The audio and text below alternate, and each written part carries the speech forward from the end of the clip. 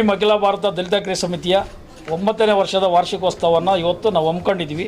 ಜೊತೆಗೆ ಕನ್ನಡ ರಾಜ್ಯೋತ್ಸವ ಮತ್ತು ಸಂವಿಧಾನ ದಿನಾಚರಣೆ ಮತ್ತು ಮುಂದೆ ನಡೆಯುವಂಥ ನಮ್ಮ ಹೋರಾಟದ ಹಿನ್ನೆಲೆ ಮತ್ತು ನಮ್ಮ 30ನೇ ತಾರೀಕು ಏನು ನಡೀತದ ನಮ್ಮ ಮಾದಿಗ ಸಮಾವೇಶ ಬೃಹತ್ತು ಜನಸಂಖ್ಯೆಯೊಂದಿಗೆ ಮತ್ತು ನಮ್ಮ ಒಳ ಮೀಸಲಾತಿ ಜಾರಿ ಆಗಬೇಕು. ಈ ಒಂದು ಎಲ್ಲ ವಿಚಾರಗಳಲ್ಲಿ ಇವತ್ತಿನ ದಿನದನೇ ಪ್ರಾರಂಭ ಆಗಲಿ, ಅರ್ಜೆಂಟಾಗಿ ನಮ್ಮ ನೊಂದಂಥ ಜನರಿಗೆ ನ್ಯಾಯ ಸಿಕ್ಕಲಿ ಅಂತೇಳಿ ಇವತ್ತೊಂದು ಕಾರ್ಯಕ್ರಮ ಮತ್ತು ದಲಿತರಿಗೆ ಅರಿವು ಮೂಡಿಸೋ ಕಾರ್ಯಕ್ರಮ ಮತ್ತು ಎಲ್ಲ ರೀತಿಯಲ್ಲಿನೂ ಜನರಿಗೆ ಒಳ್ಳೆಯ ಸರ್ಕಾರಿ ಯೋಜನೆಗಳು ಅವ್ರ ಕೈ ತಲುಪಲಿ ಅಂತೇಳಿ ಇವತ್ತು ಕಾರ್ಯಕ್ರಮ ಹಮ್ಮಿಕೊಂಡಿದ್ವಿ. ಇವತ್ತು ಒಳ್ಳೆಯ ಮಹತ್ವದ ದಿನ. ಈ ದಿನದಲ್ಲಿ ಮಾನ್ಯ ನಮ್ಮ ಕರ್ನಾಟಕ ರಾಜ್ಯದ ಮುಖ್ಯಮಂತ್ರಿಗಳಾದಂಥ ಸಿದ್ದರಾಮಯ್ಯನವರು ಅರ್ಜೆಂಟಾಗಿ ಒಳ ಮೀಸಲಾತಿನ ಜಾರಿ ಮಾಡಿ ಇವತ್ತು ಏನು ನೀವು ಅಧ್ಯಕ್ಷರನ್ನ ಆಯ್ಕೆ ಮಾಡಿದ್ದೀರೋ ಅದು ಅವಶ್ಯಕತೆ ಇರಲಿಲ್ಲ ನಮಗಂತೂ. ಯಾಕಂದ್ರೆ ನೀವೇ ಡೈರೆಕ್ಟಾಗಿ ತೊಗೊಂಡು ನೀವು ವ್ಯವಸ್ಥಿತವಾಗಿ ನೀವು ಮಾಡ್ಬೋದಾಗಿತ್ತು. ನೀವು ಅದು ಏನಕ್ಕೆ ಇದು ಮಾಡಿದರೆ ನಮ್ಗೆ ಗೊತ್ತಿಲ್ಲ. ನೀವನ್ನೇ ಕೇಳಕ್ಕೆ ಹೋದರೆ ನಮಗೆ ಬೇರೆ ನಮ್ಗೆ ಮಾಡಬೇಡಿ ಅಂತಾರೆ.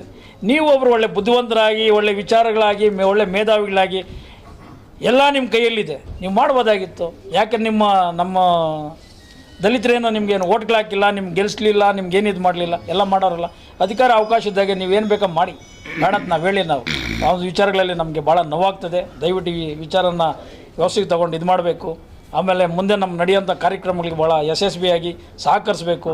ಈಗೇನು ನಾವೇನು ಕಳ್ತನ ಮಾಡೋಕ್ಕಾಗಲಿ ಬೇರೆದಕ್ಕಾಗಲಿ ಹೋಗ್ತಾ ಇಲ್ಲ ಸ್ವಾಮಿ. ನಮ್ಮ ಕಾನೂನು ನಾವು ಕೇಳ್ತಾ ಇದ್ದೀವಿ. ಇವತ್ತು ನಮ್ಮ ಸಿದ್ದರಾಜಣ್ಣವರು ಮತ್ತು ಭೀಮಾಶಂಕರ್ ಅವರು ಮತ್ತು ನೂತನವಾಗಿ ಅಧ್ಯಕ್ಷರಾದಂಥ ನಮ್ಮ ಶ್ರೀರಾಮಣ್ಣವರು ಮತ್ತು ನಮ್ಮ ಕಾಂತಿರಾಜಣ್ಣವರು, ನಮ್ಮಲ್ಲಿ ನಮ್ಮ ಪತ್ರಿಕೆ ಸಹೋದರರಾದಂಥ ನಾರಾಯಣ್ ಸರು ಮತ್ತು ಪ್ರತಿಯೊಬ್ಬರು ಈ ಒಂದು ನಮ್ಮ ಕಾರ್ಯಕ್ರಮಕ್ಕೆ ಭಾಳ ಯಶಸ್ವಿಯಾಗಿ ಎಲ್ಲ ಸಹಕರಿಸಿದ್ದಾರೆ. ಈ ಕಾರ್ಯಕ್ರಮ ಭಾಳ ಯಶಸ್ವಿಯಾಗಿದೆ. ಜನ ಅಂಬೇಡ್ಕರ್ ಭವನ್ಗೆ ಹೋಗಿದ್ದಾರೆ, ಇಲ್ಲೂ ಬಂದಿದ್ದಾರೆ, 2 ಕಡೆನೂ ಓಡಾಡ್ಕೊಂಡು ಬಂದಿದ್ದಾರೆ. ಇವತ್ತು ಜನಾಭಿಪ್ರಾಯನ ತಿಳ್ಕೊಂಡು ಎಲ್ಲ ಯಶಸ್ವಿಯಾಗಿ ಮಾಡ್ಕೊಂಡು ಹೋಗ್ತಾಯಿದ್ವಿ. ಬಾಬಾ ಸಾಹೇಬ್ ಅಂಬೇಡ್ಕರ್ ಸಂವಿಧಾನ ಇರೋರಿಗೂ ಸಂವಿಧಾನ ವಿರುದ್ಧವಾಗಿ ನಾವು ಯಾವುದೇ ಕಾರಣಕ್ಕೆ ನಡೆಯೋಕ್ಕೆ ಹೋಗಲ್ಲ.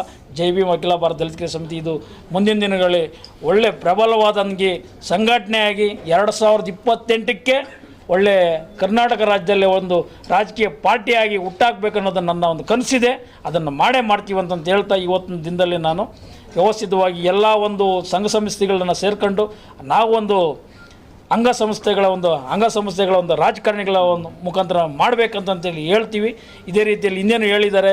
ಈಗ ಭೀಮಾಶಂಕರ್ ಸಾಹೇಬ್ರು ಹೇಳೋರು, ಸುಮಾರು ಜನ ಹೇಳೋರು, ಮುನ್ರಾಜ್ ಅವ್ರಿಗೆ ಒಂದು ಅವಕಾಶ ಸಿಗಲಿ ಅಂತಂತೇಳಿ. ಅದೆಲ್ಲ ನನ್ನ ಒಂದು ಕನಸಿದೆ, ಆಗಲೇಬೇಕು. ಬಾಬಾ ಸಾಹೇಬ್ ಅಂಬೇಡ್ಕರ್ ಅವರಿಗೆ ಏನು ಒಳ್ಳೆಯದಾಗುತ್ತೋ ಅದೇ ರೀತಿ ನಮಗೂ ಒಳ್ಳೆಯದಾಗುತ್ತೆ. ನಾವು ಮಾಡಿದ್ದೆಲ್ಲ ಬಾಬಾ ಸಾಹೇಬ್ ಅಂಬೇಡ್ಕರ್ ಅವರ ಋಣದಲ್ಲಿ ಸೇರುತ್ತೋ ಅಂತ ಹೇಳ್ತಾ ನನ್ನ ಒಂದು ಮಾತಿಗೆ ವಿರಾಮ ಹೇಳ್ತಾ ಇದ್ದೀನಿ. ಜೈ ಭೀಮ್, ಜೈ ಭಾರತ್, ಜೈ ಅಂಬೇಡ್ಕರ್.